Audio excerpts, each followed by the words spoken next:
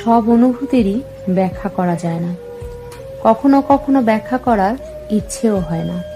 নিজেকে অসহায় লাগা, একা লাগা, কোনো কিছু ভালো না লাগা, আবার সবকিছু থেকেও নিজেকে পুরোপুরি নিঃস্ব মনে হওয়ার মতো যন্ত্রণাদায়ক অনুভূতি কাউকে বলে বোঝানো যায় না।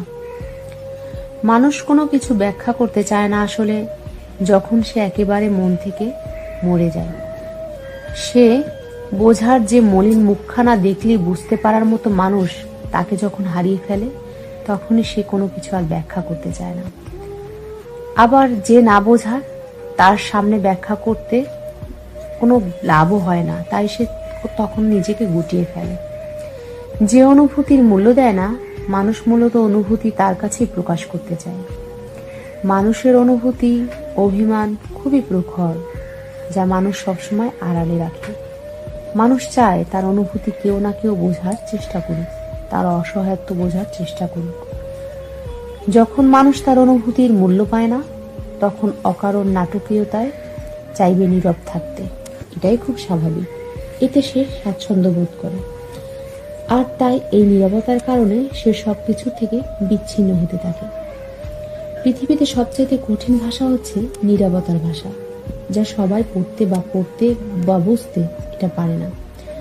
এটা বোঝা অনেক কঠিন, শুধুমাত্র যে বুঝতে চায় নিজ থেকে সেই বুঝতে পারে। কিছু কিছু অনুভূতি এতটাই যন্ত্রণা দেয় যা মানুষ কখনো কাউকে প্রকাশ করতে চায় না, যা মানুষকে বাধ্য হয় গোপন রাখতে।